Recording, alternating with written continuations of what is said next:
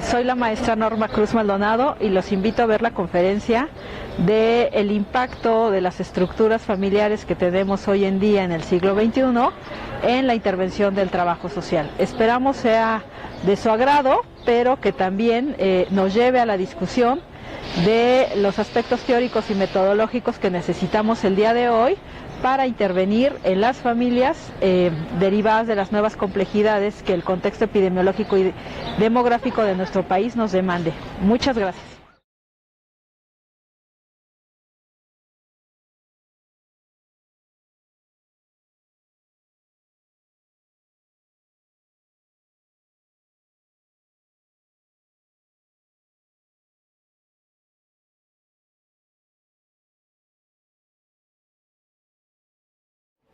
Voy a tratar de ser como muy flexible para trabajar el tema de familia, que hoy vengo con ustedes sobre todo a compartir una reflexión en voz alta y con algunos aspectos que estamos trabajando sobre los retos que hoy enfrentamos en nuestra intervención con familias a partir de todos estos cambios que hoy se presentan y a través de reconocer algunos elementos que debemos estar hoy en día mejorando. El tema le denominé el impacto de los cambios en la familia en la intervención del trabajo social, y habrá muchos aspectos que toque del tema de salud porque es donde yo prácticamente me desarrollo, pero que también son de el interés de otras áreas, como por ejemplo el peritaje social, ¿no? Sobre todo por todos los asuntos que tocan desde esta área de intervención de nuestra profesión. Entonces, vamos a reflexionar sobre tres temas en particular, ¿no? El contexto que hoy en día tenemos, las rupturas que hay a partir de este contexto y los retos disciplinares de nuestra intervención social al hablar del tema con familias. Realmente tenemos que volver a mirar a la familia porque creo yo, y una conclusión muy importante, es que desafortunadamente nuestros elementos teóricos, nuestros elementos metodológicos desde el trabajo social han evolucionado poco con relación a cómo la familia ha ido avanzando, ha ido evolucionando y ha complejizado su dinámica, ¿no? Entonces, ya desde Engels señalaba que la evolución histórica de la familia va a estar marcado por un contexto económico y con base en esta historicidad de la sociedad, y entonces habrá épocas, él decía, en que las familias tengan una estructura y una dinámica acorde a esta, ¿no? Pero hay un autor que incluso lo cita Engels y que realmente pocas veces lo leemos, pero yo creo que es como el padre de los estudios sociológicos y antropológicos en la familia, que es Morgan, y a él sí lo voy a citar completamente. Él dice que la familia es un elemento activo y nunca permanece estacionada, sino que pasa de una forma inferior a una superior a medida en que la sociedad va evolucionando y tiene un grado más o menos alto. Y efectivamente, Engels en su libro lo que va señalando y va haciendo una descripción densa es de cómo las familias han ido evolucionando, cómo ha ido evolucionando la historia de nuestra sociedad, ¿no? Si ustedes revisan el libro de Engels, lo que va a tener ahí son 3 estadios de la sociedad, y en cada estadio hay una característica de una familia. Precisamente derivado de este contexto, pues hoy tenemos una complejidad y una diversidad de familias que están totalmente relacionadas y asociadas al contexto económico, político, social y cultural que hoy en día tenemos en nuestro país, ¿no? Aquí habrá algunos indicadores epidemiológicos y demográficos a los que yo voy a hacer referencia. ¿Por qué? Porque estos también han impactado en la conformación de la familia, y la conformación de la familia ha impactado en estos. Y este perfil epidemiológico va a hacer que nosotros tengamos ciertas demandas, nuevas tal vez áreas de intervención y algunas áreas de actuación que antes no se visualizaban como tales, ¿no? Para empezar, ustedes saben que la esperanza de vida al nacimiento se ha incrementado de manera muy importante. Prácticamente ahorita en promedio vivimos 75 años, las mujeres vivimos más que los hombres. Realmente también hay un tema en los estudios del envejecimiento sobre el envejecimiento femenino. Las mujeres vivimos más por diversas circunstancias. Los hombres a lo largo de su vida, algunos mueren por cuestiones violentas, por incidentes públicos les llaman. Pero también hay una cuestión de género en el aspecto de salud-enfermedad. Los hombres son los que menos acuden a los servicios de salud y de los que menos se cuidan. Y ahí también habría que hacer este señalamiento, ¿no? En el caso de la mortalidad de infantes, afortunadamente la tecnología ha avanzado, incluso en estos dos rubros. El impacto de la tecnología lo vamos a ver que es transversal a este perfil epidemiológico, y la mortalidad en infantes se ha disminuido. No quiere decir que ya no suceda, pero ya no es tan común que una madre o que un hijo muera, ¿no?, por algún padecimiento durante el embarazo, en el nacimiento o un año después a esto, que se considera incluso muerte materna. Realmente ahorita las muertes maternas que se están dando están totalmente relacionadas a enfermedades crónico-degenerativas, como la obesidad, la hipertensión, la preeclampsia, etcétera, ¿no? Pero realmente no es más bien una condición de determinante social que una condición de no estar a lo mejor siendo atendidas en instituciones de salud, ¿no? La mortalidad por todas las causas también se ha disminuido, y en ese sentido las enfermedades transmisibles relacionadas a la nutrición y a la reproducción disminuyeron, pero lo que están incrementándose son las enfermedades no transmisibles. Prácticamente han duplicado su incidencia en nuestro país, en nuestro contexto, y lo referente a las lesiones accidentales e intencionales también se ha duplicado. ¿A qué nos referimos con lesiones accidentales o intencionales? Muertes por accidentes automovilísticos, muertes por violencia, muertes por suicidio, etcétera, ¿no? Y eso sabemos que ahorita nuestro país está permeado por un ambiente donde priva sobre todo el narcotráfico, donde privan grupos que ya no se, incluso ya ahora no solamente se dedican al tráfico de drogas, ¿no?, sino, por ejemplo, pensemos en el huachicoleo, ¿no?, que desde el año pasado y este año lo tenemos muy presente, y cómo ha impactado, ¿no? En ese sentido, pues hay un perfil epidemiológico que nos caracteriza a nuestra población. El 51% de nuestro país somos mujeres, 48%, 49% son hombres, y la relación de hombres y mujeres, aunque no se ve, somos más, son menos las mujeres que los hombres. La edad mediana de la población ahorita es de 26 años. Esta edad mediana se ha ido incrementando y se va a incrementar. ¿Y eso qué implicaciones tiene? Pues las más importantes son implicaciones muy particulares para este sector de la población. ¿Por qué? Porque ahorita prácticamente lo que está necesitando esta población que tiene 26 años son espacios laborales, espacios educativos y algunas cuestiones muy importantes de salud, ¿no?, como lo tiene que ver las enfermedades de transmisión sexual, los embarazos, etcétera, ¿no? Y un problema que también nos está ocupando mucho y que lo vamos a ver cómo también va a impactar en la estructuración de las familias, en las dinámicas y en los próximos 10 años, va a ser toda la cuestión del envejecimiento de la población. Ahorita el índice de envejecimiento prácticamente llegó a 21.4. Se espera que en el 2050 va a haber 130 adultos mayores por cada 100 personas o 100 adultos, lo cual quiere más adultos mayores que jóvenes. Y ahí también hay determinantes sociales que van a impactar, les digo yo, a estas estructuras familiares y van a generar problemáticas sociales que incluso estamos viviendo y que ustedes cotidianamente en las áreas operativas de las instituciones gubernamentales o de los organismos de la sociedad civil lo viven día a día. Y ahorita hago referencia a ellas. Y entonces, pues la esperanza de vida, como se los había dicho, es de 75 años, lo cual va a implicar que estemos viviendo cada vez más años, pero con más enfermedades, y enfermedades muy costosas para la sociedad y para nosotros mismos. Aquí hay un elemento muy importante en el que, de alguna manera, para ¿cómo podríamos decir?, para la toma de decisiones, para la libertad de las mujeres cada vez tenemos menos hijos. O las familias decidimos tener menos hijos, o las mujeres decidimos tener menos hijos, o los hombres deciden tener menos hijos, o decidimos no tener hijos. Y eso va impactando en esa conformación de las familias y en ese perfil epidemiológico. Porque los niveles de fecundidad han tenido un descenso importante. En la década de los 60, en promedio, las mujeres tenían 7 hijos, nacidos vivos. Más aparte, era muy común que al menos las mujeres tuvieran un hijo fallecido, un aborto, etcétera. En promedio 2 hijos. Y aquí voy a hacer como una nota metodológica, por eso la caricatura de no olvide su punto 21.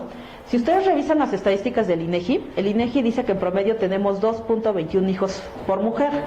Entonces CONAPO siempre va a tener ese pleito estadístico con el INEGI, preguntándole qué es el punto 21, ¿no? O sea, en realidad pasar las estadísticas que no se pueden fraccionar de esta manera, y una persona no se puede fraccionar, ¿no? Entonces, en promedio tenemos 2 hijos, pero vamos a tener esa tendencia de incluso tener un hijo, ¿no?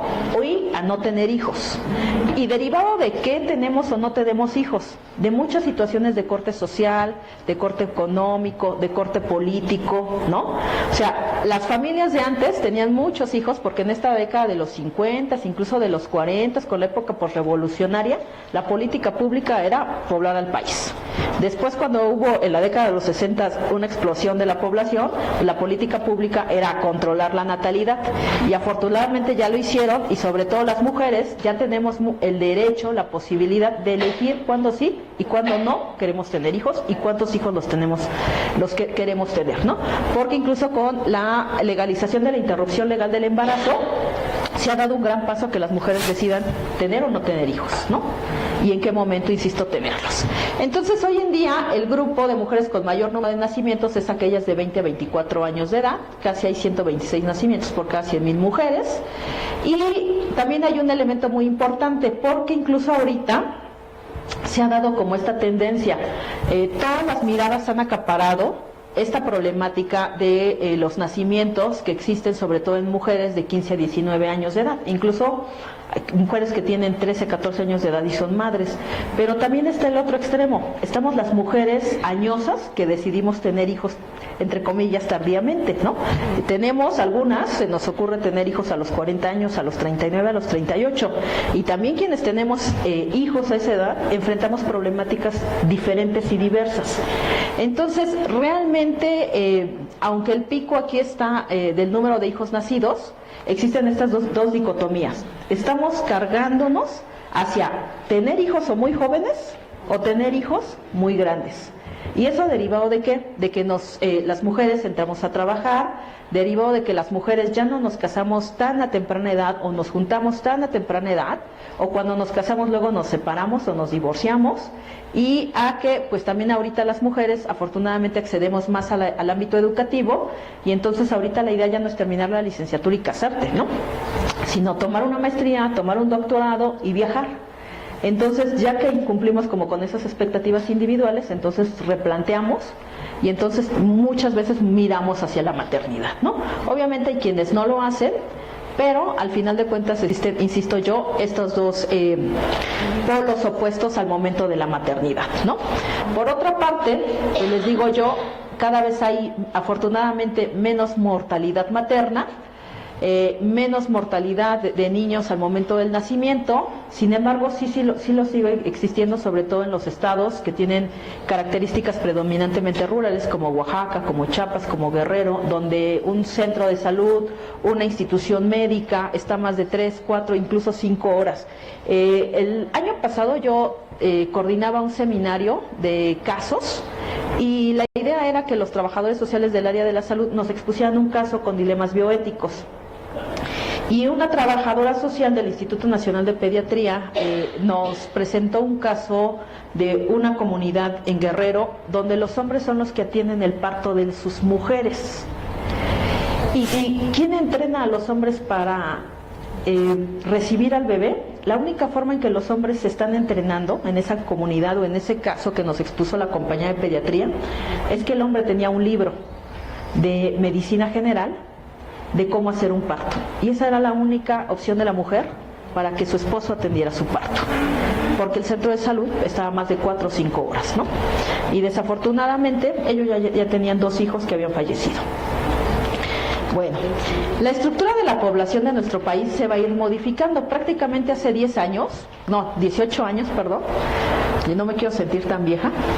Prácticamente, si ustedes ven la pirámide de nuestra población, estaba predominantemente, tenía esta población de 0 a 14 años de manera muy importante, era el mayor segmento de la población, y la población de 60 y más, pues apenas comenzaba como a despegar, e incluso esa población que tenía más de 90 años, apenas comienza a verse. Y si ustedes se dan cuenta, pues hay más población femenina, ¿no? Pero hace 18 años, la población de 14 a 0 meses de edad comenzó a disminuir. Y si ustedes ven, comienza poco a poco a ensancharse la pirámide de población mayor a 60 años. Obviamente la población que va comenzando a ganar mayor porcentaje es aquella de 15 a 29 años de edad, ¿no? Predominantemente joven, que es lo que ahorita está y tenemos actualmente, ¿no? Ya en el 2020, prácticamente en un año, nuestra pirámide demográfica va a poder verse así. Una pirámide con una base, ¿no?, que ha dejado de crecer, porque también hemos dejado de tener hijos, ¿no? Precisamente, ahí gráficamente es donde se ve. ¿Qué tenemos? De 0 a 14 años ya permanece como muy estático, ¿no? No se ha movido. La población que hace 10, 15 años estaba en esta, pues ahora está entre los 20 y los 29 años de edad, que es ahorita los jóvenes que tenemos, de ahí que la media de edad sea en promedio 26 en nuestro país. Y si ustedes ven, comienza a ensacharse la población adulta y la población adulta mayor en nuestro país. ¿Qué es lo que está pasando? Que cada mes estamos viviendo más allá de los 75 años de edad, sobre todo las mujeres. Para el 2030, pues obviamente cada vez si antes tenían 2 hijos, pues ahora van a tener 1. La población va a ser eminentemente adulta, pero vamos a tener una población muy importante de adultos mayores. Y si ustedes ven lo que antes casi no se veía aquí de población mayor a 90 años, ahora ya se ve, ¿no? Adultos mayores de más de 90 años, y habrá que preguntarse con qué calidad de vida, con qué características van a llegar y quiénes son los que, tal vez si ustedes empiezan a hacer cuentas, en qué parte de la pirámide vamos a estar en 10 años, ¿no? 2040, pues prácticamente esta va a ser la realidad del país, una población totalmente envejecida prácticamente, una estabilidad, incluso hay una reducción del número de personitas menores a 4 años, porque pues obviamente va a haber menor posibilidad de tener hijos, porque las personas no van a querer, ¿no? Entonces, sí ha impactado esta cuestión epidemiológica y demográfica a estas cuestiones de la conformación de las familias y de las problemáticas que vamos a tener hoy en día en ellas, ¿no? Yo les decía, en la década de los 80 hay un parteaguas en donde la frecuencia de enfermedades no transmisibles, o las que denominamos también crónico-degenerativas, comienzan a incrementarse, y de ahí, en lugar de ser controladas o ir disminuyendo, desafortunadamente se han incrementado, y las que han decrementado son las enfermedades transmisibles, y muchas de ellas tienen que ver con las políticas públicas, con el desarrollo de la tecnología, e incluso con la sensibilización que las mujeres y hombres tenemos hoy en día para el cuidado de nuestra salud. Si bien ya no existen epidemias, no quiere decir que enfermedades como la poliomielitis, la varicela y rubiola estén descartadas, todavía siguen existiendo. De hecho, ahorita yo les decía, permean las determinantes sociales de salud, porque aunque en nuestro país son como escasos los grupos, en el ámbito europeo, sobre todo incluso norteamericano, pues privan mucho a las familias y los padres que están en contra de las vacunas. Y entonces hay epidemias o hay enfermedades que otra vez se están presentando, ¿no?, de manera muy importante en esos países y que ya estaban totalmente controladas, ¿no? Ahorita, afortunadamente, en nuestro país sí se han dado brotes. Cuando se dan brotes y se identifica un brote de esta naturaleza, hace 2 años había un brote de, me parece, el año pasado hubo de varicela, en algunas instancias había de sarampión, y lo que hace la Secretaría de Salud es inmediatamente poner los cercos sanitarios, pero hoy en día tenemos otros padecimientos que son muy propios de las sociedades industriales, como puede ser la influenza, ¿no?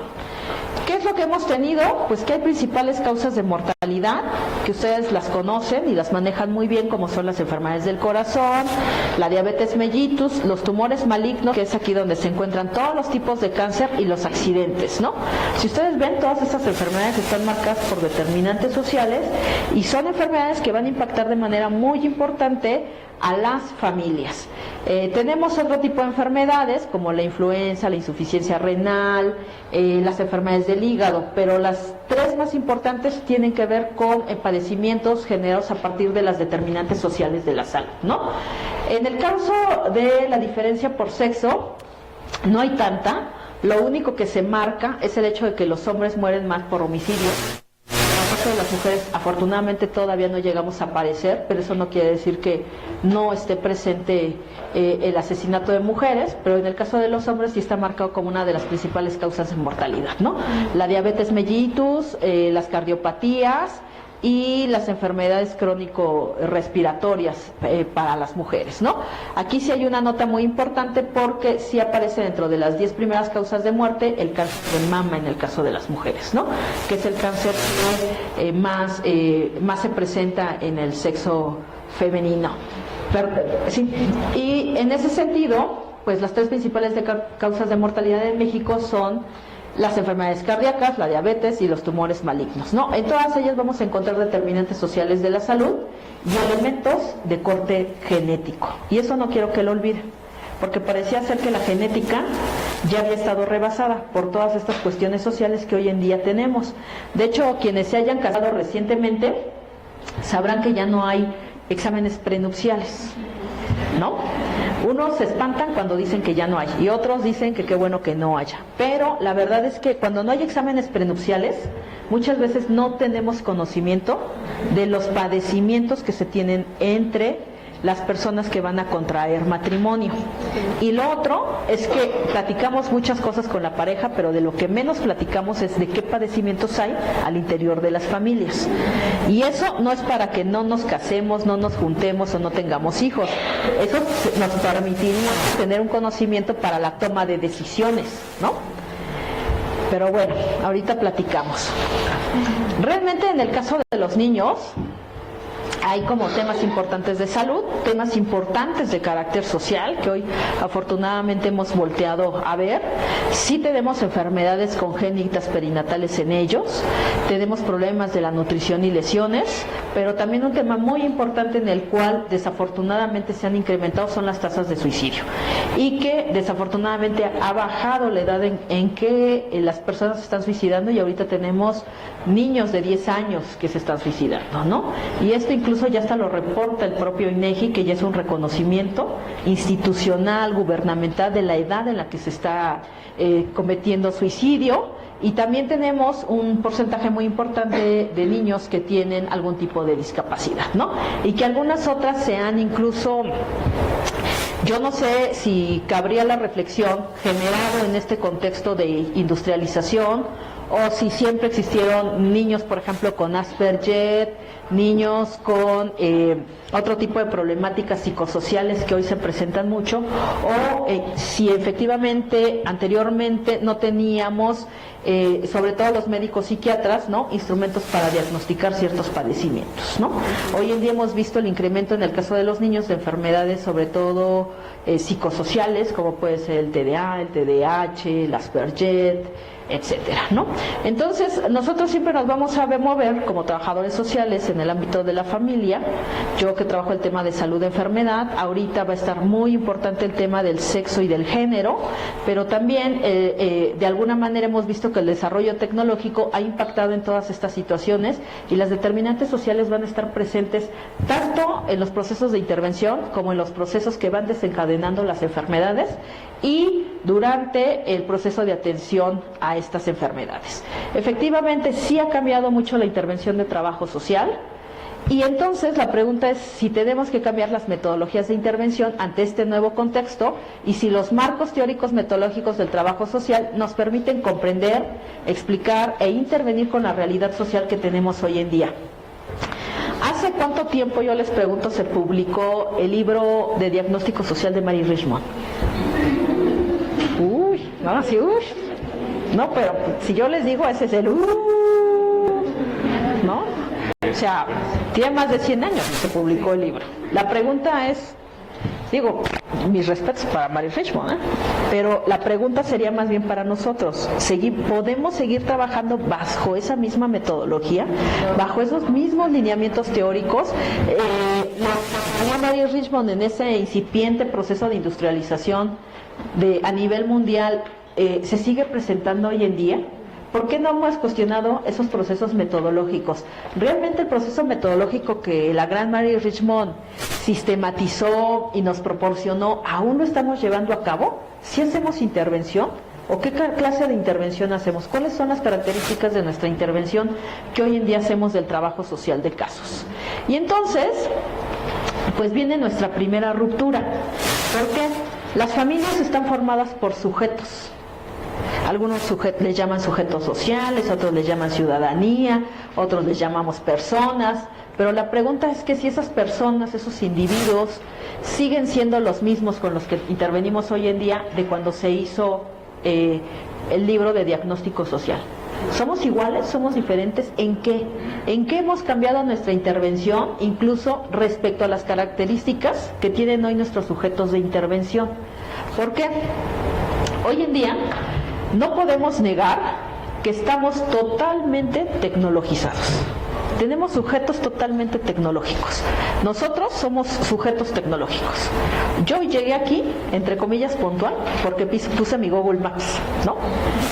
Quienes manejamos, lo que haces es meter la dirección y Google Maps. Y aunque la sepas, la metes para saber cuál es la ruta más rápida, ¿no?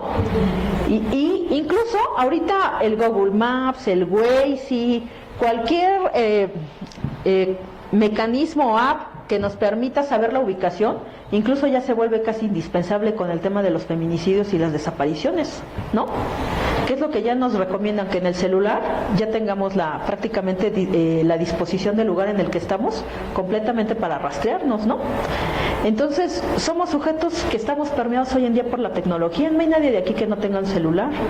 Quienes ya tienen un celular no pueden estar sin WhatsApp, ¿no? Prácticamente ahora todo se comparte por WhatsApp, ¿no?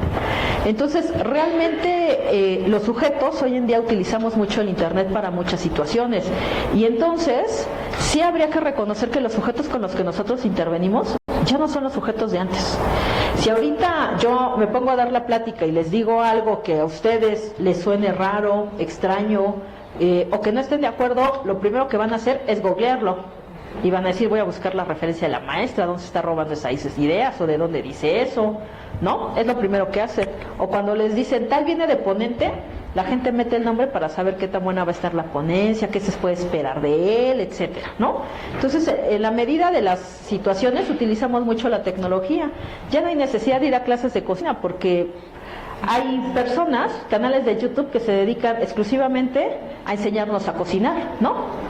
Yo ahora que tengo un hijo, pues me meto, tengo ahí mis canales preferidos para ver todas las vicisitudes de las madres que tienen hijos de 2 años, ¿no? O las recomendaciones que hay. Antes de que fuera a dar a luz, como sabía que iba a tener una cesárea, pues me metí a ver las cesáreas, ¿no? Y entonces ya sabía qué me iban a hacer. Y eso pasa en todos, ¿no? En el área médica, si ustedes empiezan a sentir mal, van y googlean, ¿no? ¿Qué me tomo? Como que ¿qué tengo? O si el médico les manda a hacer estudios y ustedes ya pueden abrir los estudios, pues también los googlean, ¿no? ¿Qué significa eso? Entonces, realmente la tecnología es paralela a nuestro desarrollo. Hoy en día no hay nadie que no tenga Facebook, ¿no? Por eso luego hay memes tan interesantes y que dan mucha risa de los hijos que tienen Facebook y tienen a sus mamás dadas de alta. Incluso han desatado polémicas entre madres e hijos, ¿no? La semana pasada un jugador de fútbol europeo le dice a la mamá que por qué se está tomando fotos con posturas como medio eróticas, ¿no? Y fue un boom en las redes sociales porque era un chavito como de 22 años, ¿no? Jugador de la Liga Europea, ¿no? Y la mamá pues haciendo uso de sus redes sociales. Entonces el tiempo que pasamos en Internet es muy importante. La mayoría tenemos Facebook, ¿no? Imagínense, a nivel mundial, México es el 5º país con el mayor nivel de usuarios de Facebook. Pasamos prácticamente 4 horas al día en redes sociales. Los usuarios de celulares se da desde el 86%, el 50% del tráfico en Internet es de dispositivos móviles, etcétera, ¿no? Y también hemos aprendido a utilizar las herramientas para cuestiones de emergencia social. El 19 de septiembre del 2017, que desafortunadamente fue el sismo en la Ciudad de México, todo lo que se hizo desde la sociedad civil se hizo a través de las redes sociales y a través de Facebook. ¿Sí o no? Los apoyos, las necesidades, todo se dio a través de Facebook. Ustedes localizaron a sus familiares a través del chat, a través del WhatsApp, del Messenger, porque las líneas estaban caídas, pero Facebook siguió funcionando, ¿no? Entonces, realmente, ¿qué es lo que ven más nuestros sujetos? Pues los videos virales, ¿no? Luego los tutoriales. incluso noticias o las caricaturas y los programas de salud lo ve el 4%, y eso es muy significativo, ¿no? ¿Cuál es la segunda ruptura? Pues la segunda ruptura es que, derivado de todo este contexto, tenemos campos emergentes muy importantes para trabajar. Dice Mohamed que los campos emergentes son oportunidades para intervenir con una visión basada en las adversidades que provocan crisis entendidas como un cambio brusco o una modificación importante. Entonces, hoy en día, en el ámbito de la salud e incluso en el ámbito de la cuestión de la procuración y administración de justicia, tenemos campos muy importantes como puede ser el de peritaje social. Hoy en día tenemos los temas de bioética, porque Trabajo Social ya está participando en los comités de bioética de las instancias de salud. Tenemos el tema de cuidados paliativos, campos muy importantes como el de la migración, donación de órganos, incluso el de la diversidad sexual o el de la emergencia social, ¿no? No tenemos, ya nuestros campos no son los mismos que antes. Por ejemplo, yo ahorita en el tema de salud, pues los gobiernos anteriores desatendieron tanto los temas de salud que muchas organizaciones de la sociedad civil comenzaron a trabajar los temas de salud. Y entonces tenemos organizaciones de la sociedad civil tan grandes que realizan funciones y actividades, por ejemplo, de un hospital de segundo nivel. Y entonces tenemos organismos de la sociedad civil como Fundación Teletón, que no deja de ser una asociación civil, no es del gobierno y es la que atiende prácticamente a los niños con discapacidad del país, ¿no? Tenemos organizaciones de la sociedad civil que trabajan el tema de cáncer, tenemos compañías de trabajo social que trabajan en la fundación, se me olvida el nombre, pero bueno, todos lo conocemos como Fundación del Dr. Simi, pero no es su nombre correcto. Pero tenemos Fundación BES, gracias. Tenemos ahí compañías de trabajo social de la sociedad civil y que están en Fundación BES, ¿no? Y así podemos nombrar una serie de organismos de la sociedad civil desde los cuales se está trabajando el tema de salud sin necesariamente estar dentro de una institución de salud del gobierno. Y eso no lo hemos volteado a ver, ¿no? E incluso ellas tienen mayor capacidad de incidencia en la parte legal, en los elementos de las políticas públicas, porque son quienes han incorporado y han visualizado y han presentado nuevas propuestas, ¿no? Y entonces, ¿cuál es la tercera ruptura? Efectivamente, ya llegamos al tema de la familia. Avísenme cuando me toque ya terminar, por favor. ¿Qué es lo que ha pasado?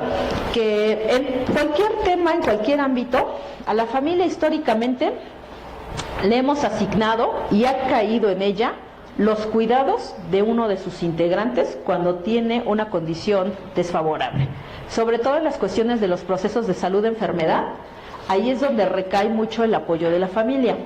Pero aquí la pregunta es, ¿qué ha cambiado de la familia y cómo han impactado esos cambios o cómo están impactando en la intervención de trabajo social? Porque sí tenemos una serie de desafíos con relación a la familia. El INEGI hace un conteo de las familias y su propuesta metodológica para el conteo de familias está basada prácticamente en este esquema. Ellos dicen que existen dos tipos de hogares, los no familiares y los familiares. En los familiares, al menos uno de los integrantes está emparentado con el jefe del hogar. Y en los hogares no familiares no existen lazos de parentesco, ¿no? Es decir, es el lazo genético, consanguíneo, etcétera, ¿no? Y entonces en los hogares familiares ellos señalan que solamente hay tres tipos de familias, los nucleares, los ampliados y los compuestos. Y en los no familiares, los unipersonales son los corresidentes. ¿Qué es lo que está sucediendo con esta estructura familiar? Realmente ahorita, para el caso de trabajo social, mucho de lo que se ha visualizado como estructura familiar pareciera ser que no tenemos un marco teórico que nos permita a nosotros ir identificando los tipos de familia con los que estamos trabajando, ¿no? Y entonces algunos autores se han dado la tarea de proponer algunas tipologías derivadas de la estructura familiar. ¿Por qué? La complejidad de las familias hoy es variada. Las familias en promedio tenemos 4 integrantes. Las nucleares aproximadamente 4 y las extensas aproximadamente 5 integrantes. El 96% de las personas de nuestro país habitan en hogares familiares. pero el resto habita en hogares no familiares, ¿no? O corresidentes o unipersonales. Y entonces el 2.7% de la población permanece sola y 0.5% reside en la misma vivienda sin mediar una relación de parentesco. ¿Qué es lo que tenemos en estos? Pues los llamados roomies, ¿no? O los hogares, hoy en día, los hogares de días para personas adultas mayores, ¿no? Que cada vez se han ido incrementando más. Los roomies también cada vez se incrementan más, pero aquí hay un elemento muy importante: el 2% de la población permanece sola.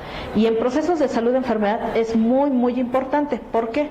Hemos tenido también casos en el que tenemos conocimiento pleno, en el que el hecho de no tener una red de apoyo social, la institución de salud no les brinda el tratamiento, porque no tiene quien la apoye para que haya esa adherencia al tratamiento.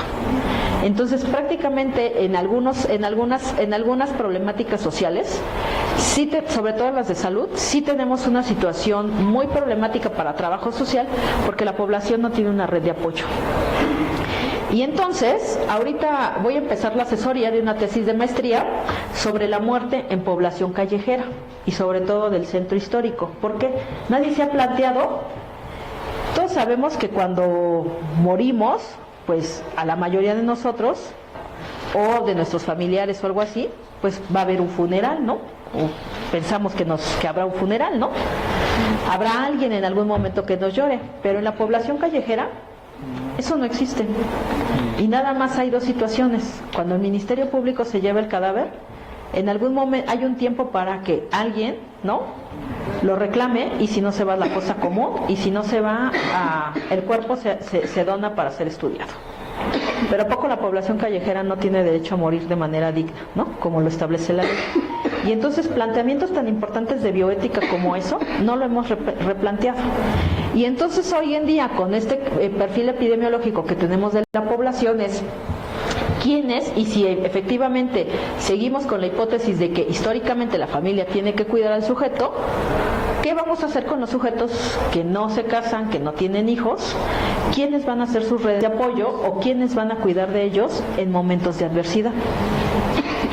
Ese es un cuestionamiento que tenemos que tener, porque hoy en día también tenemos conocimiento de que incluso las familias no quieren responsabilizarse de las personas enfermas, o incluso hasta de los propios hijos o de los propios padres. ¿Qué es lo que hacen? Van a las instituciones de salud y ahí los abandonan. Y entonces tenemos toda una serie de una situación. ¿Por qué? Porque a trabajo social es al que le dicen: busca a la familia, reestructura los lazos, dile a la familia que se lo tiene que llevar. ¿Qué hacemos? Como dijo Enrique Peña Nieto. Y ahora yo les pregunto, ¿qué hacemos? ¿No? Dos, ¿no? Hoy en día también se estima que hay unos 160,000 hogares homoparentales, es decir, parejas del mismo sexo con hijos. Este es un tema muy importante porque es un tema para el cual no estamos preparados para trabajar. Uno respeta y dice: no, qué bueno que ya haya diversidad, qué bueno que incluso hasta jurídicamente ya se reconocen los hogares homoparentales. Pero desafortunadamente los que estamos en el ejercicio profesional todavía tenemos marcos heteronormativos para trabajar con estas familias. Y entonces hay un choque personal y profesional al trabajar con familias homoparentales, ¿no? Y ahorita les voy a explicar por qué. También se ha visto que hay un incremento de hombres y de mujeres que buscan algún tratamiento contra la infertilidad femenina, ¿no? Las mujeres son las culpables. Y los menos, 1.528 hombres, han buscado tratamiento por infertilidad masculina. Y eso también ha sido un tema muy importante. ¿Por qué? Porque hoy en día tener un hijo o concebir un hijo ya no necesariamente se necesita un hombre y una mujer, ¿no? Ahorita les voy a explicar por qué. Estos son datos de los matrimonios homosexuales que aparentemente hay en nuestro país, ¿no? Aproximadamente en la Ciudad de México hay 6,000 matrimonios, 30% hay en otros estados del país, o son de otros estados del país, 2% de los matrimonios gay se divorcian, ¿no? Y aproximadamente se considera que hay 229,000 familias homosexuales en el país y con hijos menos, son 172,000, pero son importantes. Y en ese sentido, de manera general, los hogares no familiares se han incrementado, sobre todo los de carácter unipersonal, y los hogares familiares han disminuido un 1%, pero sobre todo los que aquí se han incrementado son las parejas sin hijos. Lo que yo les decía, cada vez decidimos tener menos hijos o no tener hijos, ¿no? Y aunque el gobierno estima que las familias en México son predominantemente familiares, ellos estiman que sí, efectivamente hay un incremento de los hogares no familiares, pero no se espera que México deje de ser tradicionalmente familiar, ¿no? ¿Qué es lo que ha generado que tengamos esta modificación de estructura?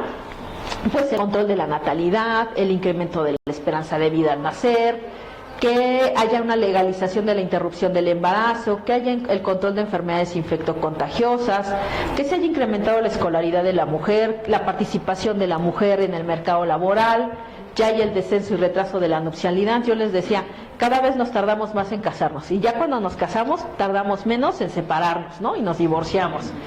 Y luego también ya hay una aceptación legal de la homosexualidad. Siempre las personas homosexuales, lesbianas, han vivido en nuestras familias y siempre han sido aceptadas por nosotros. Lo que no existía era el reconocimiento de sus derechos. Entonces también aquí hay un reconocimiento de las madres solteras, y yo le pongo entre comillas porque incluso hoy en día está debate este tema de la denominación de madres solteras, ¿no? Se ha considerado estigmatizante ahorita por algunas personas, ya incluso se habla no necesariamente de madres solteras, sino de madres con doble responsabilidad, ¿no? O madres autónomas también. Tenemos también este elemento de la economía global y de la economía local, que hace que también haya sujetos que no quieran tener hijos. Incluso el tema del medio ambiente. Hace 15 días en portales de internet señalaban el caso de una pareja, no recuerdo si eran chilenos o argentinos, de un hombre y una mujer, que ellos decían que no querían tener hijos porque querían apoyar al medio ambiente no teniendo hijos, ¿no? Y es que efectivamente cada uno de nosotros deja una huella ecológica, ¿no? Y los niños con los pañales, realmente hay un impacto muy importante al medio ambiente. Entonces ellos reflexionaban sobre esta situación y decían, precisamente para apoyar, ¿no?, la lucha contra la contaminación, nosotros no vamos a tener hijos, ¿no? Y también estaba otro caso en el portal de internet, donde incluso un joven, ya un adulto, va a demandar a sus padres por haberlo traído al mundo, ¿no? Entonces, pues sí, se ríen, pero pues es un tema jurídico, es un tema bioético. En algún momento vamos a tener casos de esa naturaleza, pues por más risa que nos dé, ¿no? Y entonces, ¿cómo impactan estos cambios a la intervención de trabajo social? El Instituto de Investigaciones Sociales de la UNAM hizo o trató de hacer una encuesta para conocer las estructuras familiares que hoy en día convergen en nuestro país. Sin embargo, y si ustedes las revisan, vamos a tener en este caso, sobre todo para la teoría que utiliza trabajo social, en esta tipología que ellos nos brindan, tanto estructuras familiares como etapas del ciclo vital de la familia, ¿no? Entonces tampoco nos convence mucho su tipología, porque ellos hablan de que hay un 6.2% de la población que vive el nido vacío. Pero el nido vacío para nosotros es una etapa del ciclo vital, no es una estructura familiar. Porque si fuera como estructura familiar, la contabilizaríamos en familia nuclear, ¿no? Sin hijos, ¿no? Y, por ejemplo, hay quienes dicen que hay parejas jóvenes sin hijos, un 4.3% de corresidentes, 3.8% de familias reconstituidas, que este también es un tema muy importante, un 2.8% que casi nunca ha sido visible, el de los padres, así como el de las madres solteras, el de los padres solteros. Tenemos muchas investigaciones sobre familias con jefatura femenina, pero muy pocas de familias con jefatura masculina, ¿no? Y al menos aquí el Instituto de Investigaciones Sociales está reconociendo que hay papás solos con hijos y hay casi ya un 3% de este tipo de estructuras familiares, ¿no? Hay papá, mamá y niños, mamá sola con hijos y papá, mamá con jóvenes. Y familias unipersonales, ¿no? Entonces ellos mezclan lo que trabajamos nosotros en teoría de trabajo social con estructuras, con etapas del ciclo vital de la familia.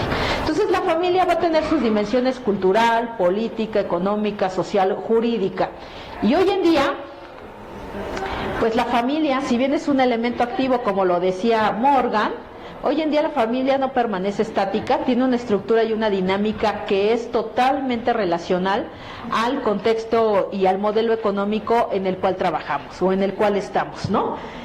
Ahorita, por ejemplo, en lo que va de estos meses del año, pues al menos el presidente nos ha puesto en la polémica de la familia, ¿no? El de hace 15 días era la polémica con las estancias infantiles, en donde todas las feministas, los no feministas, levantamos la voz y decíamos que la cuestión de las estancias infantiles tiene que revisarse, porque al final de cuentas son un gran apoyo para las mujeres, pero también de manera, creo yo, muy desafortunada, digo, a reserva de que lo comentemos, otro importante miembro del gabinete del presidente pues señala que los niños deben de cuidarlos los adultos mayores, ¿no?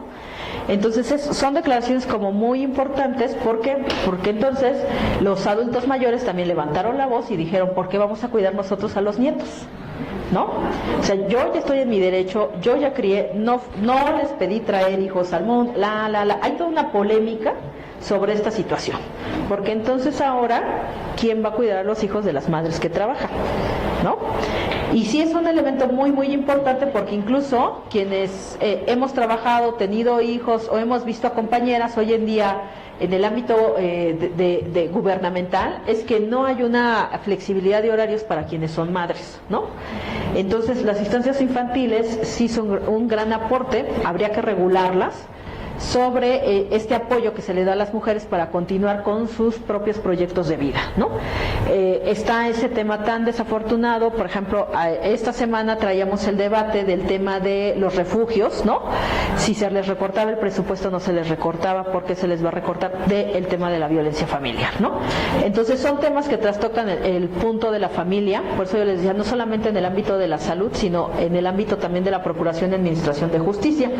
Engels dice que hay 3 estadios, ¿no? En la sociedad, él solamente alcanzó a identificar 3, que era el del salvajismo, el de la barbarie y el estado de la civilización, y derivado de eso va diciendo que hay una tipología y una estructura y dinámica de la familia y las va caracterizando, ¿no? Hoy en día, y me regreso un poco a lo que yo les decía, ya no hay una forma de procreación. Antes se consideraba que la única forma de procreación era de carácter biológico y era la reproducción entre un hombre y una mujer. Pues hoy no, gracias a la tecnología tenemos otros tipos de formas de reproducción. Pues una tal vez es la social, que es la crianza por opción de los hijos de la pareja, es decir, cuando las familias son reconstruidas. Tenemos como social la adopción, podemos adoptar menores, pero aquí hay otro concepto que hoy en día, sobre todo la corriente feminista de mujeres lesbianas, que ellas se denominan, sobre todo, por ejemplo, luego familias lesbomaternales, nos mete este nuevo concepto que es el de coparentalidad. Y creo que es muy importante. Y ahí también viene una situación de ruptura. ¿Por qué? Porque nuestro vocabulario también va a tener que incrementarse. Y va a tener que recuperarse de las prácticas de familias homoparentales. Este concepto de coparentalidad es muy interesante y ellas lo definen cuando varias personas crían a un hijo o a una hija o a un hije, como dicen ellas, pero solo 2 tienen la guardia y custodia, y puede ser una pareja heterosexual o homosexual o una pareja de lesbianas. ¿Qué implica este concepto de coparentalidad, no? Yo, por ejemplo, le pago a una persona para que cuide a mi hijo, perdón. Entonces, ella me ayuda a criar a mi hijo. Ella es mi coparentalidad, pero la guardia y custodia es mía. Y ella me ayuda a los cuidados. Entonces, conceptos de tal naturaleza sí es importante recuperarlos. ¿Por qué? Porque luego cuando ustedes van a las escuelas, o si les toca ser las trabajadoras social de la escuela o ir al médico, el médico luego nos pregunta cosas que quienes no convivimos tanto con los hijos, pues tenemos que hablarle a la nana o hablarle a quien está al cuidado también de los niños, ¿no? Y preguntarle. Yo antes de ir al pediatra, lo primero que le pregunto es a quien me ayuda a cuidar a mi hijo ¿es algo que quieras que le pregunte al pediatra, ¿no? ¿Alguna duda? O en su defecto me la llevo al pediatra, ¿no? Y ya que el pediatra le pregunte, ¿no? Porque realmente hay situaciones. En el taller que yo tenía de casos, el año pasado, había unas compañeras de trabajo social que trabajaban en una instancia educativa del ISSSTE. y ellas comenzaban a observar ciertas situaciones de dinámicas familiares totalmente ya complejas y diversas. ¿Por qué? Estaba un caso muy interesante, y es una lástima que me graben, pero bueno. En este maternal había una familia nuclear. Esta familia tenía un hijo. El señor tiene un desliz, una infidelidad con otra persona. La esposa se entera. Y la esposa después, pues de manera coyuntural, ¿no? Aparece un galán, ¿no? En este contexto, y la señora comienza a andar con este otro hombre. De esa relación tienen un hijo. Su esposo le dijo que él no tenía problema, que él al contrario le reconocía al niño, que no le importaba que fuera un hijo, ¿cómo podríamos decir?, de una relación extramarital, ¿no? Sin querer sonar de manera conservadora. Y entonces, pues la señora dice sí, pero después el papá del menor reclama los derechos y dice, no es mi hijo y yo lo voy a reconocer, tampoco tengo problema que estés casado con él, pero sí quiero que me dejes ver a mi hijo y yo le voy a dar la pensión a mi hijo, etcétera. Y bueno, pues la señora se debatía como a quién, entre ella decía así, como a quién le doy la paternidad, ¿no? La guardia y custodia y los derechos del niño. Bueno, pero recuerden que la señora tenía un hijo mayor, ¿no? El niño, el hijo menor lo que hacía, pues es que él sabía que tenía dos papás, pero el otro niño, el hijo de la pareja original, pues él sabía que tenía un papá. Y entonces el niño siempre le preguntaba a la mamá por qué su hermano tenía dos papás y él solamente tenía uno. Y entonces, situaciones que son como tan menores de convivencia, ¿cómo le explicamos al niño por qué el niño tiene dos papás y por qué él tiene uno? ¿O cómo orientamos a la mamá o al papá para que le expliquen al menor por qué uno tiene dos hijos y uno tiene uno? ¿No? O sea, son situaciones que se van presentando en la práctica de la intervención. ¿Por qué? Porque incluso hasta las discusiones que se tenían por el... Aquí Claudia me va a decir, bueno, es que los derechos son del papá de la relación extramarital, ¿no? Pero al final de cuentas, efectivamente, porque él está reconociendo y él es el papá biológico, ¿no? Pero al final de cuentas hay una vida cotidiana, ¿no?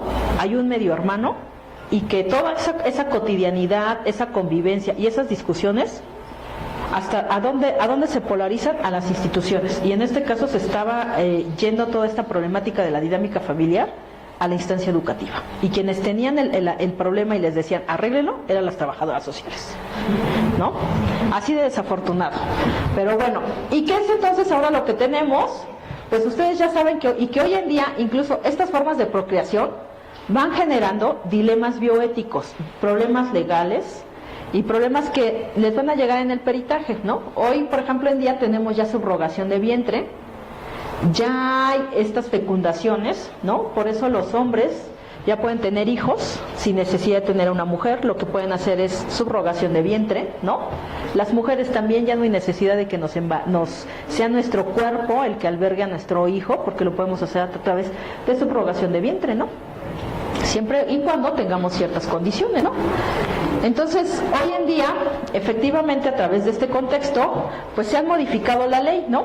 Hay un cambio también, gracias al desarrollo tecnológico, hay un cambio de identidad sexogenérica, ya se reconoce el matrimonio entre personas del mismo sexo, se puede hacer adopción por parte de las personas del mismo sexo, e incluso algo muy importante, aquí es muy feo que me haya puesto también, y esto va a impactar incluso hasta lo más mínimo en los instrumentos de trabajo social, que es el orden de los apellidos.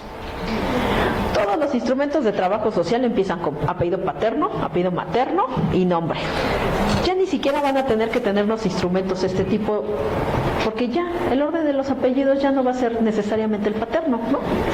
Y entonces, aquí viene sí ciertas situaciones que debemos de debatir, como efectivamente como colegio, como gremio de trabajo social, porque todo esto va a impactar y está impactando en nuestros instrumentos y en nuestras técnicas de trabajo social, ¿no? El primero de ellos, dicen, hay muchas estructuras familiares, porque cuando les digo, bueno, hay nucleares, hay monoparentales, hay extensas, y me dicen, bueno, ¿y dónde quedan las homoparentales y las lesbomaternales? Entonces yo les digo, bueno, es que esa es una tipología de familia por la orientación sexual de la pareja, porque al final de cuentas pueden existir familias homosexuales u homoparentales o de personas transgénero, transexuales, nucleares o extensas, ¿no? Eso sí tenemos que tenerlo en cuenta. Lo otro es la relación con respecto a la orientación sexual, ¿no? Tenemos hoy en día, por ejemplo, familias que se consideran live apart together. ¿Qué significa eso? Que pueden estar casadas y cada quien viviendo en su casa o en su departamento. Y así les puedo decir que tengo muchos casos de los papás de mis alumnos, ¿eh? El tema de los corresidentes, ¿no? El tema de donde habitan personas solas, donde hay familias adoptivas, por ejemplo, o familias de acogida, ¿no? Mucho se da en nuestra sociedad las familias de acogida, sobre todo en familias que donde las personas van a migrar. Llegan en algún momento determinado, viven solamente un periodo determinado y migran hacia otra situación, ¿no? O hacia otro país. Incluso, por ejemplo, esto se da también mucho en quienes vienen a estudiar de otro estado a la Ciudad de México, y como nosotros somos muy calurosos familiarmente hablando, pues lo que hacemos es que les ofrecemos un pedacito de nuestro hogar, ¿no? Y entonces, pues en algún momento también podemos decir que tenemos familias de acogida, ¿no? Efectivamente hay tipos de familia de acuerdo a su orientación sexual, que podrían ser las homoparentales, las lesbomaternales, las heterosexuales o las transparentales, que son las de familias transgénero, ¿no? En el seminario que yo les decía de trabajo social de casos, nosotros les pusimos algunos casos a las personas de familias, o de las que se denominan hoy, o algunos les llaman nuevas familias o estructuras familiares. ¿Por qué? Porque lo que queríamos era que ellos nos hicieran la técnica o aplicaran la técnica del familiograma. Mucho discutimos, efectivamente hay mucho conocimiento acerca de las nuevas estructuras o de las estructuras familiares que hoy en día convergen, pero no hemos reflexionado cómo estas van a impactar a nuestros instrumentos, a nuestras técnicas y nuestros propios procesos de intervención. Y en ese sentido habría que preguntarse si es necesaria la incorporación del lenguaje incluyente a la práctica profesional del trabajo social, si también es necesario la incorporación del lenguaje incluyente en los instrumentos de trabajo social, y un tema muy importante, si aún necesitamos el familiograma, ¿no? Todos me dicen que sí cuando de eso, sí necesitamos el familiograma. La pregunta es, ¿cómo trabajamos el familiograma a la luz de las nuevas estructuras familiares que hoy en día tenemos? En unos derivados, fíjense, del caso que yo les colocaba aquí atrás, fíjense, porque estos casos son los que tenemos y los que nos vamos a y los que nos van a llegar. Luna, de 36 años, es una mujer transexual, originaria de la Ciudad de México, que reside en Iztapalapa y acude solicitando un peritaje social. Bueno, esto aquí fue medio inventado porque acudió pidiendo otra cosa.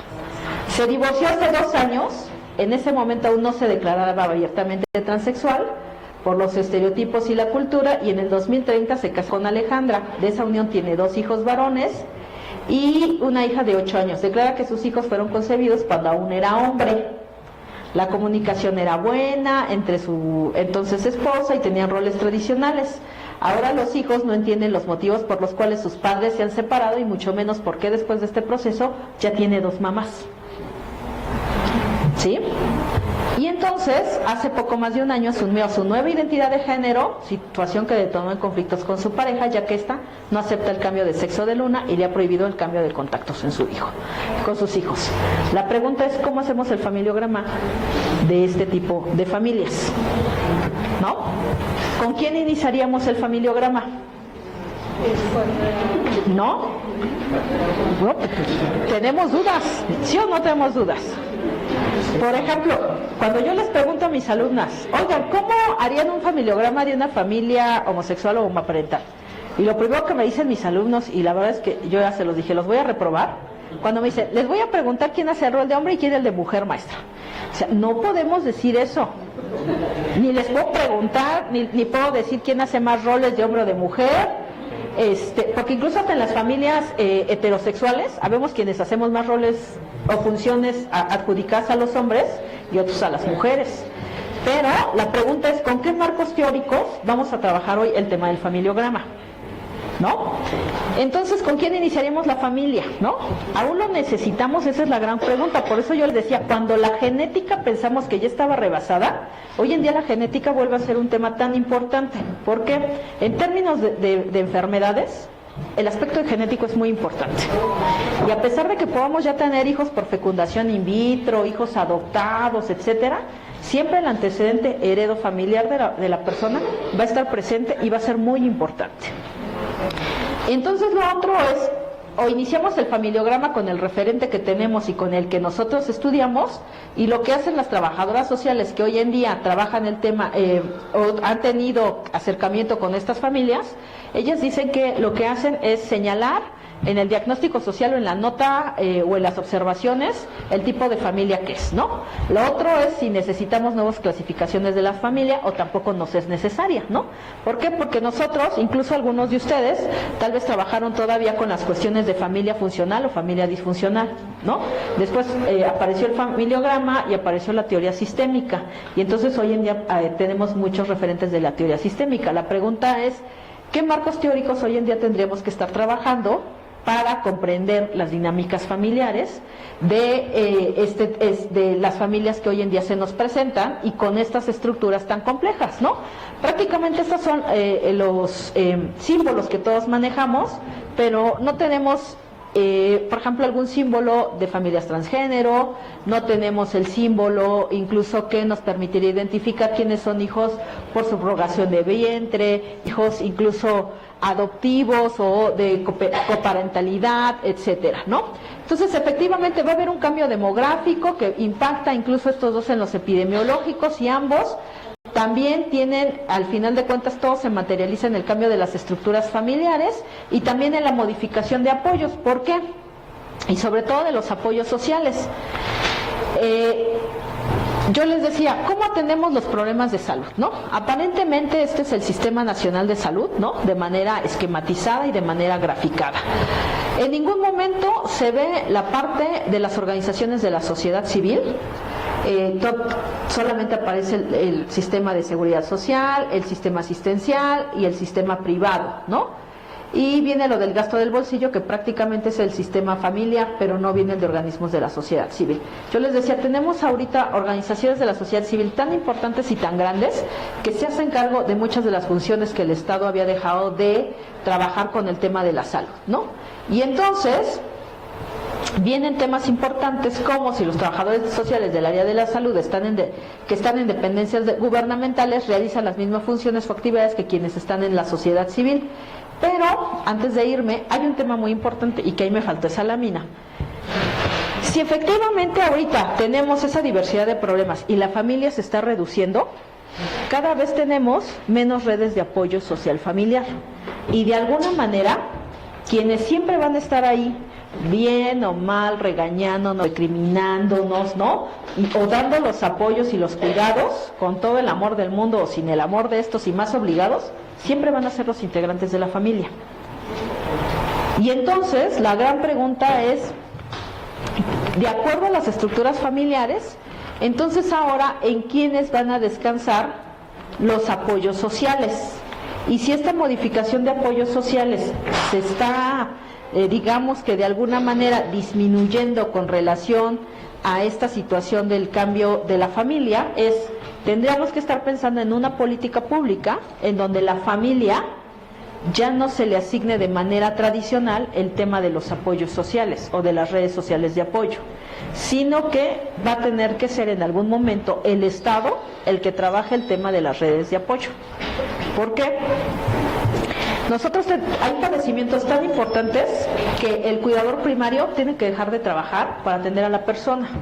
En países o en experiencias como, por ejemplo, de España, lo que hacen es que hay una política gubernamental que quien es cuidador primario de alguna persona dependiente el gobierno le asigna un apoyo económico. En nuestro país no tenemos eso.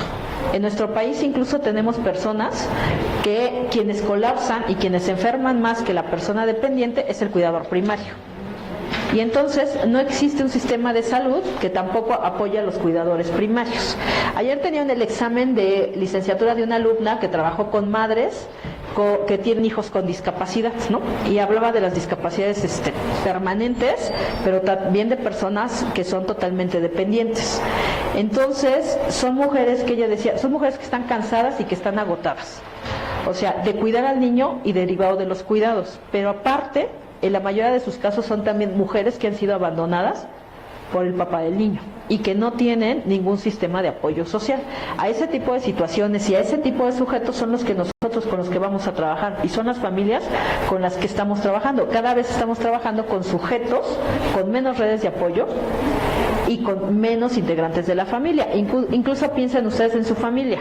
Yo, por ejemplo, nada más tengo un hijo y tengo a mi esposo. En dado momento también uno se pone a pensar y dice, pobre del hijo, ¿no? Porque si los dos enfermamos, o mi hijo hace su vida o nos cuida a nosotros.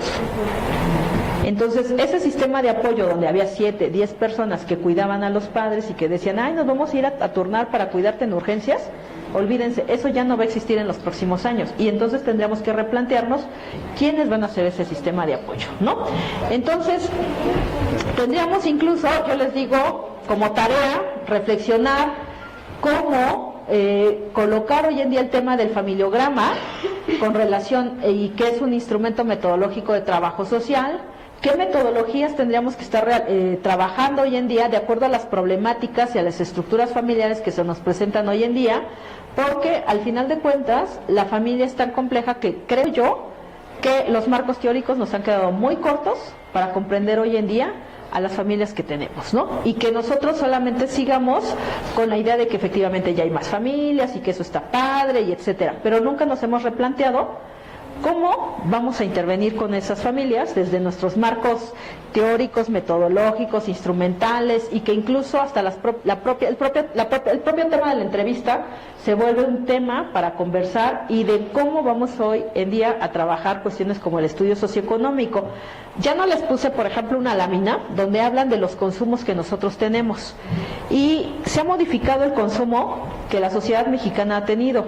Y si nosotros revisamos los consumos que hoy en día hacemos con los estudios socioeconómicos que tenemos en las instituciones, el estudio socioeconómico ni siquiera responde a las realidades que tenemos que estar valorando en cuestión socioeconómica, ¿no?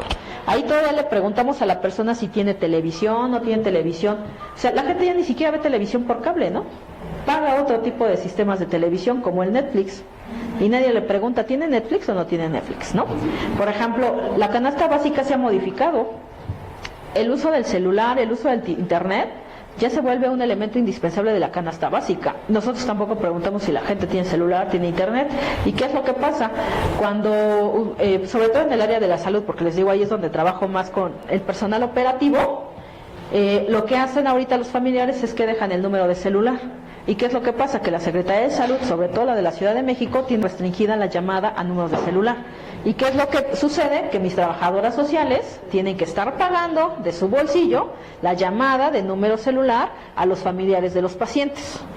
Entonces, pues mis trabajadoras sociales terminan perdiendo más de lo que están ganando, ¿no? Y aparte desgastadas. Entonces, parecían ser temas menores, pero que sí aquejan al gremio de trabajo social, incluso en su aspecto laboral. ¿Por qué? Porque no tenemos las condiciones, ¿no?, institucionales para poder trabajar de manera adecuada con las redes de apoyo de los pacientes. Hoy en día, donde todo el mundo es más localizable a través del teléfono celular, las instituciones quieren seguir pensando que nosotros los vamos a conectar de esa manera y efectivamente no. Ya incluso habría que, en el ámbito de la salud, replantearse hoy en día. El tema de la educación y de la promoción para la salud siempre se había hecho con periódicos murales. Ahorita es pertinente estar haciendo periódicos murales con el tipo de personas que tenemos. ¿Qué tendríamos que estar haciendo, no? Entonces, los trabajadores sociales, los jóvenes trabajadores sociales van a tener que dar un salto a nuevas estrategias de promoción y de educación para la salud con los nuevos sujetos que tenemos hoy en día. Ya casi no, cuando nos dan un folleto ya ni siquiera lo leemos, lo agarramos y lo arrojamos por allá a la basura, ¿no?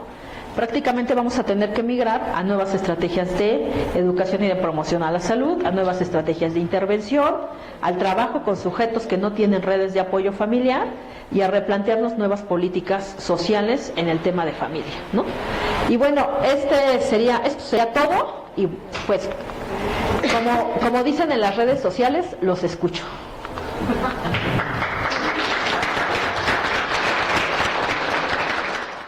Trabas en las instituciones que muchas veces no permiten que uno desarrolle ciertas estrategias, ¿no? Lo segundo es que efectivamente yo el año pasado que tenía la oportunidad de trabajar con Claudia en una de las sesiones que yo coordinaba, la verdad es que me sorprendió mucho y a mí me hizo reflexionar sobre otro tema, sobre todo porque Claudia nos presentó y nos señalaba algunas experiencias de peritajes sociales con familias, ¿no?, de muy buenos recursos. Entonces yo le decía, eso es muy interesante porque parecía ser que nosotros en trabajo social siempre vamos a estar trabajando con las personas de escasos recursos y nunca se nos ha educado también para trabajar con las personas de recursos económicos y que también no dejan de tener problemas, ¿eh? O sea, también sufren de violencia, también hay sustracción de menores, también hay rupturas afectivas, también hay estas modificaciones de la familia. Entonces, sí creo yo, como él señala, vamos a tener que romper en esta era con el pragmatismo con el que veníamos trabajando desde esos marcos teóricos que tenemos hoy en día y vamos a tener que reconstruir otros, ¿no? Lo que yo siempre he creído es que tenemos que reconstruirlos de manera colaborativa y de manera conjunta. Yo en mi oficina no puedo estar así como ideando cómo trabajar cosas, porque quienes tienen mucho la expertise es quienes están en áreas operativas.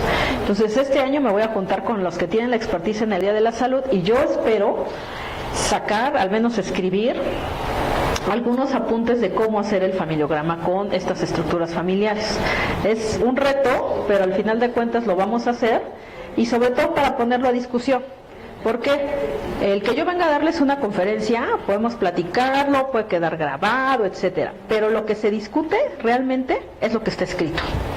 Entonces, más bien a eso hay que tenerle que apostar, a que nosotros escribamos. Creo que lo que ha hecho el colegio va sentando las bases, como realmente trabajar de manera colegiada varios elementos, y yo espero que esto dé fruto, sobre todo para que efectivamente nosotros nos dediquemos a escribir. O sea, realmente ya es una exigencia de la nueva era escribir, escribir y escribir. Porque efectivamente no podemos dejar que los sociólogos o los antropólogos, por ejemplo, muchas de las bibliografías que yo les voy a mandar, que tiene que ver con nuevas familias, son todas de sociólogos o de antropólogos, ¿no? O sea, no hay un libro nuevo de familias desde el trabajo social, ¿no? Y algunas experiencias sí están, pero a nivel internacional. Quienes ahorita tienen mucho más trabajo relacionado a las familias son los sociólogos y los antropólogos, ¿no? Entonces, realmente en eso sí hemos quedado rebasados, a pesar de que decimos que nuestra familia es casi el segundo gran sujeto de intervención del trabajador social o como elemento de investigación del trabajo social, ¿no? Lo hemos dejado y entonces a partir de eso no hemos generado como algunos lineamientos que nos permitan a nosotros teorizar dinámicas hoy en día complejas. Porque la dinámica de la familia es totalmente compleja, no es una dinámica como la que se tenía antes, ¿no? En el sentido de que la mujer permanecía en el ámbito doméstico o en el ámbito privado. Hoy en día las mujeres pertenecemos a los dos ámbitos, los hombres también, pero la realidad es que los tiempos, sobre todo en ciudades como el de la Ciudad de México, es totalmente complejo, ¿no? Cuando nosotros viajamos a otra entidad del país, en serio, revisen el choque de nosotros. Luego nos dicen, ustedes son del DF. ¿Por qué? Porque todo lo queremos rápido, porque no sabemos esperar, porque, pues no sé, cuando nos traen la factura, la gente se tarda como una hora en hacer la factura, 30 minutos en hacer la factura, ¿no? Y aquí nos las hacen en 5 minutos o en 10, o nos van preguntando desde que nos vamos sentando si vamos a tener factura, ¿no? Estamos acostumbrados a un tráfico de 2 horas, 3 horas, a tener incidentes, por ejemplo el de esta semana que se incendió Cuemanco y cierran Periférico, ¿no? Y aparte lo cierran ahora Pico. Y entonces el sismo, ¿qué fue lo que hizo? Pues todo, imagínense, ese colapso que tenemos, o sea, ya no puede seguir sucediendo, ¿no? Cuando hay lluvias, la temporada de lluvias, ¿qué es lo primero que se termina desbordando? Toda la complejidad del transporte del sistema que conecta la Ciudad de México con el oriente del Estado de México. Y entonces ya está, por ejemplo, yo cuando tengo alumnos en ese semestre y que les toca temporada de lluvias, pues en realidad no es una situación que a mí me diga a la universidad, sácalos temprano. O sea, realmente por inercia, quienes viven en el Estado de México, en La Paz, en esa, como ya no sabes si va a estar inundado o no de acuerdo a la lluvia, lo que dices es váyase temprano, porque aparte pues ahora también hay una responsabilidad, ¿no? O sea, los jóvenes no pueden andar tan noche, ni nadie puede andar tan noche en la ciudad, porque entonces ahora nos pasan varias situaciones, ¿no? Y más con los jóvenes. Y yo tengo alumnas, sobre todo en la Escuela de Trabajo Social, ¿no? Entonces, vivimos como en una situación, en un estado, en una ciudad de emergencia social, ¿no? La de nosotros. La del resto del país es un tanto diferente, afortunadamente. Pero nosotros convivimos con muchas problemáticas y realidades sociales. Entonces, sí tenemos que dar respuesta a todo ello, porque también hoy en día, sobre todo con este nuevo gobierno, van a operar nuevas políticas públicas, nuevas formas de gobernar, e incluso el propio Sistema Nacional de Salud va a cambiar. Ese Sistema Nacional de Salud se supone que va a surgir como un sistema único de salud y tendremos otro sistema de salud. Ya no tendremos población derechohabiente y población no derechohabiente, ¿no? Entonces son de los cambios que se avecinan. Y sí, como políticas públicas tenemos que fundamentar cuáles van a ser esas estrategias y redes de apoyo que vamos a tener en los sucesivos años. O en su defecto, trabajar con la gente que ha decidido no tener hijos o no tener esposos, trabajar nuevos programas, como lo que va a suceder con las pensiones. La cuestión del envejecimiento va a golpear en la economía del país. Y entonces lo que tendríamos que estar trabajando con los jóvenes es que ellos tengan que estar ahorrando. ¿Para qué? Para subsistir en el momento del envejecimiento, ¿no? Con esta situación de las pensiones. A menos que haya una política gubernamental y que nos diga, pues ahora les voy a dar un apoyo, pero un apoyo enorme, porque el apoyo del gobierno para adultos mayores es como de 2,000 pesos al mes. Realmente nadie subsiste con 2,000 pesos al mes. Y entonces, si vemos que cada vez nuestros jóvenes tienen menos posibilidades de pagar un departamento, ¿no? ¿Qué joven tiene ahorita la posibilidad de pagar un departamento de 1,200,000 pesos? Y aparte, ¿en cuánto tiempo? Y entonces se va a ver limitado de ciertas situaciones, ¿no? Entonces, la situación es como muy compleja para las nuevas generaciones, ¿no? En términos de la cuestión de pensiones, en términos de las cuestiones de familia y en términos de las cuestiones de salud. Entonces, vamos a tener que trabajar con esas nuevas generaciones para afrontar nuevas problemáticas sociales, de salud y familiares, que al final de cuentas nos llega a nosotros porque somos nosotros los que trabajamos en las instituciones. Y lo que nos dicen es, resuélvanlo, ¿no? Pero bueno, pues muchas gracias y bueno, espero que tengamos en otros espacios la discusión de estos temas, porque efectivamente no son temas agotados, ¿no? Bueno, es muy interesante. No, sí, es que te voy a decir algo con relación a la opinión. Es muy interesante porque, por ejemplo, ahorita en el nuevo plan de estudios de la Escuela Nacional de Trabajo Social, yo les dije que yo les iba a hacer una propuesta y ya se las hice para desarrollar la materia de bioética. Esa materia no existía en el plan actual de trabajo social. En el próximo plan que se espera aprobar este año va a existir como materia optativa la materia de bioética, ¿no? Y ese es un tema muy interesante. Yo en la última unidad trabajaba temas sobre todo de casos prácticos y sobre todo de casos que le competen a trabajo social, porque no solamente está el tema, por ejemplo, del alquiler de vientre, ¿no? O de la subrogación de vientre. Está el tema de la cuestión de la muerte, ¿no? Porque también a nosotros nos toca trabajar con las cuestiones de la muerte, las cuestiones de donación de órganos y la interrupción del embarazo. ¿Por qué? Porque en el área médica los médicos sí pueden apelar a la objeción de conciencia. Y en el caso de nosotros de trabajo social tampoco hemos discutido que efectivamente nosotros tenemos opiniones personales y opiniones profesionales, ¿no? Y entonces como opinión personal, pues ahí sí está inmersa toda nuestra subjetividad y nuestra historicidad de persona. E incluso en la de profesional no puedes desprenderte de quién eres. Y que cada uno de nosotros pues nació en una etapa histórica, tuvo un antecedente de familia, tiene una religión, ¿no? Entonces, aquí también, y eso también lo olvidé decirles, uno como trabajador social hoy en día tiene incluso que deconstruirse y saber con qué sí puedo trabajar y con qué no puedo trabajar. Entonces, habrá trabajadores sociales que estén en contra, por ejemplo, de la interrupción legal del embarazo, que estén en contra de la subrogación de vientre. Aquí lo importante es que se respete nuestro derecho a decir con él no puedo trabajar o yo estoy en contra de eso.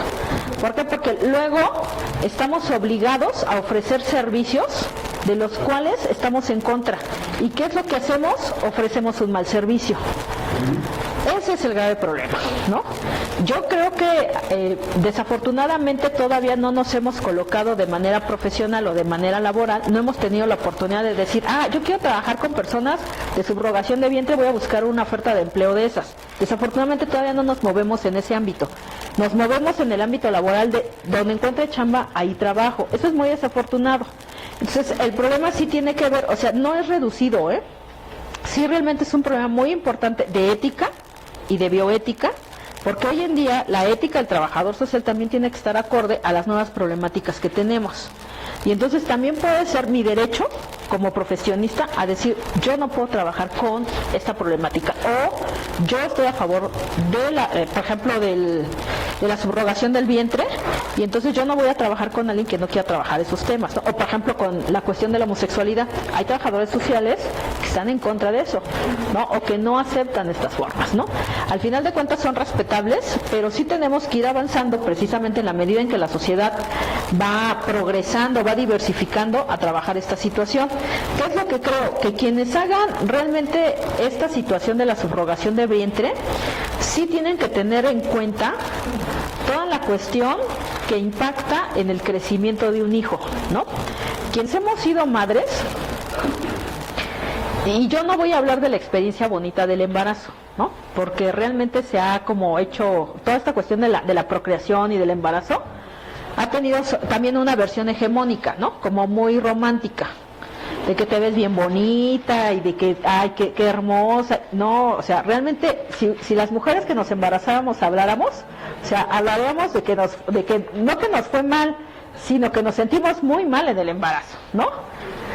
De que nos hacían llorar muchas cosas, pero también todo eso, decía el padre Chinchachoma en su teoría que él tenía de los hijos adoptivos, ¿no? Todo eso, toda tu historia, todo lo que tú vives en ese momento, todo lo que vive tu cuerpo, todo eso, y yo creo mucho en la teoría del padre Chinchachoma, todo eso le vas impregnando a tu hijo. Si viviste un embarazo problemático, un embarazo violento, un embarazo feliz, si tenías a tu pareja, independientemente de si estaba contigo o no, pero estaba a su apoyo, tu embarazo y tu hijo va a tener otra forma de nacimiento, ¿no? Diferente a las mujeres que fueron abandonadas y que lloraron durante todo el embarazo, ¿no?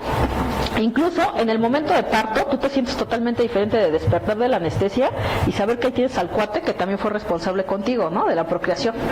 Y que aunque te sientas muy mal, ahí estás para pellizcarlo, para que esté llorando contigo. Bueno, yo por ejemplo a mi esposo le dije, tú te metes conmigo al quirófano, ¿no? Y cuando él me dijo, ya me voy, hay que se quede tu mamá, le dije, mi mamá no, tú te quedas, ¿no? Y entonces, pues trabajas paternidad diferente, ¿no? Y ahora pues tú también te pones a cambiarle el pañal y entonces ya como mujer también exiges que el otro haga otras cuestiones. En subrogación de vientre tú tienes que tener en cuenta que tal vez si la subrogación es que tú donas el óvulo y tu pareja dona el espermatozoide, el cuerpo de la mujer también va a tener alguna incidencia en esa persona. Eso es lo que tú tienes que tener en cuenta. ¿Por qué? Porque los estados de ánimo de la otra, tu hijo come del cuerpo de la otra, ¿no? Entonces, tú, la que va a hacer ese trato de subrogación de vientre, tú tienes que estar consciente que esa mujer de alguna manera va a impactar fisiológicamente en esa persona. Si tú estás de acuerdo en eso y tú no tienes problema y te ha quedado muy claro, ok, porque no solamente te presto el cuerpo, sino es todo lo subjetivo que envuelve el prestar el vientre, ¿no?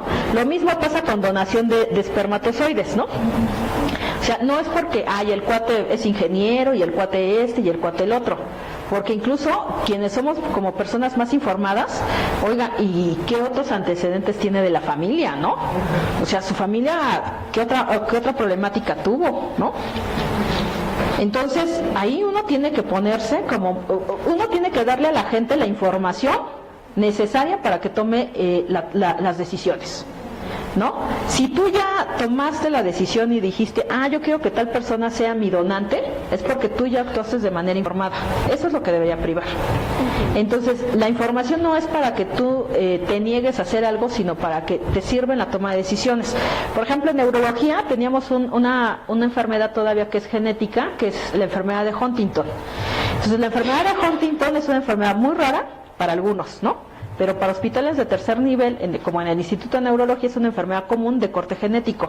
¿Qué es lo que pasa? Si uno de los padres tiene el gen del Huntington, cada uno de sus hijos va a tener el 50% de probabilidades de heredar la enfermedad. Entonces tenemos nosotros familias donde los 4 hijos de la pareja tienen Huntington. Y entonces es una familia crónico-degenerativa que en lugar de mostrar mejoría, porque ni siquiera hay cura, el paciente progresa a una muerte anunciada. Y entonces, ¿qué es lo que serviría ahí? Porque incluso ahí en Neuro hay una trabajadora social que se dedica a dar el apoyo genético de carácter social a las familias para la toma de decisiones. ¿Qué es lo que pasa? Si las familias hicieran el estudio genético para identificar si tienen o no el gen de la huntingtina, como tú como hombre o como mujer, tú vas a tener ya una condición de responsabilidad de saber que tus hijos tienen ese 50%. Y si tú quieres tener hijos, que tal vez van a tener esa enfermedad. Y eso te sirve para la toma de decisiones, ¿no? Entonces lo mismo pasa con el vientre subrogado. Realmente si tú tienes esa posibilidad, sí tienes que saber que a esa mujer le tienes que dar todas unas condiciones para que tu hijo crezca en las mejores condiciones, ¿no? Entonces, y que esa mujer no tenga como estados, ¿no? O condiciones ambientales de carácter social que la violenten, que la haga infeliz, porque al final de cuentas el propio embarazo de corte biológico es como muy conflictivo. O sea, las mujeres lloramos, las mujeres somos felices, hay ocasiones en que sentimos el cuerpo más caliente, nos da sueño, no todos los embarazos son iguales, ¿no? Y entonces, pues la verdad es que el tema del embarazo es muy interesante, pero esa es una reflexión bioética que tenemos que hacer en conjunto, ¿no? ¿Es bueno, es malo? ¿Qué tendría que estar trabajando trabajo social ahí, ¿no? Apenas yo conversaba con un compañero de la Secretaría de Gobernación y le decía, oye, voy a cambiar de tema de doctora, ¿no? Ya llevo como 20 temas que he cambiado, y le dije, ahora me voy a meter en el rollo de trabajo social en las organizaciones de la sociedad civil en el tema de salud. Y él me decía, fíjate que hay organizaciones de la sociedad civil porque el gobierno no se da abasto para la realización de la interrupción legal del embarazo, que no se hace todas en instancias gubernamentales, hay OSCs que las hacen. Y entonces, me dice, hay OSCs que lo que hacen es cobrar por la interrupción legal del embarazo y les aplican un estudio socioeconómico. Entonces, tampoco se puede reducir la participación del trabajador social a la aplicación de un estudio socioeconómico para la aplicación del ILE. ¿Por qué? Porque ahí lo que se necesita es consejería. O sea, aunque la mujer haya decidido interrumpir el embarazo, o sea, no quiere decir que vaya a salir feliz, ¿no? O sea, de manera, incluso en conciencia, impacta mucho el saber que tuviste una intervención, aunque sea mínima y no invasora y todo ese rollo, de que tuviste una intervención quirúrgica, ¿no? O como le denominen de manera elegante a la interrupción legal del embarazo, ¿no? Entonces, sí es una problemática y también apela mucho, te digo, a nuestras cuestiones personales y profesionales.